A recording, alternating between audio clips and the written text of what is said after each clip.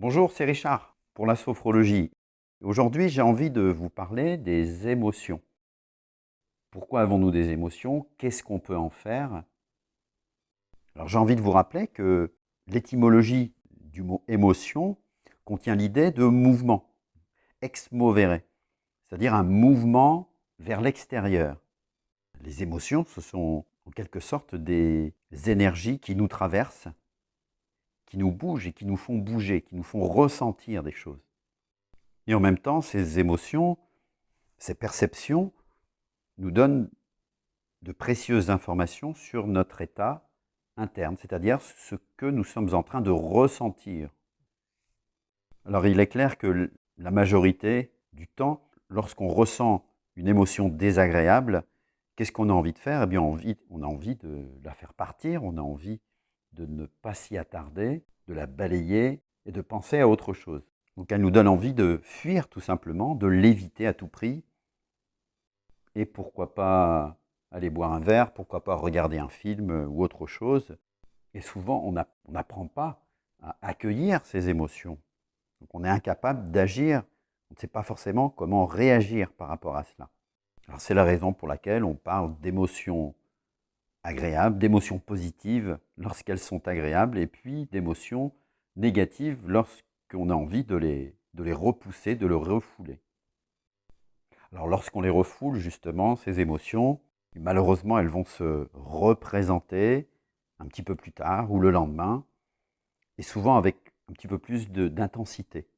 Au travers de ces quelques mots, j'ai envie de vous dire que ces émotions contiennent des informations extrêmement précieuses sur nos besoins du moment. Quels sont mes besoins au moment où je ressens cette émotion-là, et quelles sont les réactions que je pourrais adopter par rapport à cela. La colère, par exemple, nous renseigne sur le fait d'avoir envie d'être entendu, ou de changer quelque chose, ou de faire changer quelque chose. L'émotion de la peur nous indique un besoin d'être rassuré, d'avoir besoin d'être protégé, de se sentir plus en sécurité.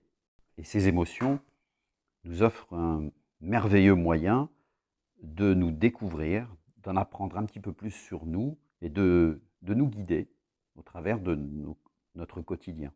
Donc l'idée et le message du jour, ça va être d'essayer d'accueillir cette émotion avec tous les indicateurs qu'elle contient, tous les trésors qu'elle contient, de l'accueillir sans juger quoi que ce soit.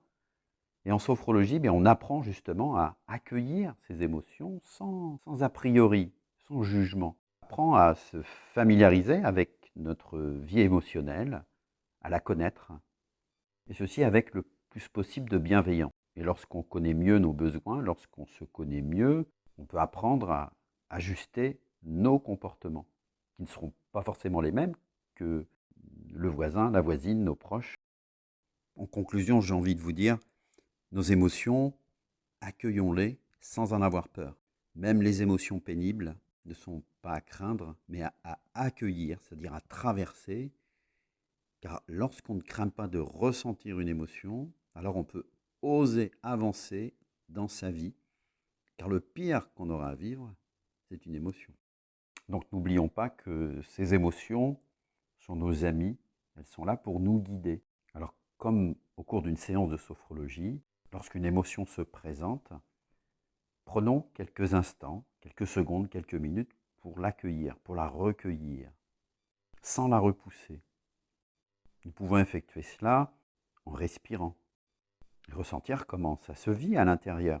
C'est plutôt au niveau du ventre, c'est plutôt au niveau du visage, des joues, du front, des palpitations peut-être, peut-être des températures, peut-être qu'on peut donner une couleur à cette émotion, à ce qui nous traverse, et autorisons-nous à les faire évoluer librement dans notre corps, avec cette notion de lâcher prise.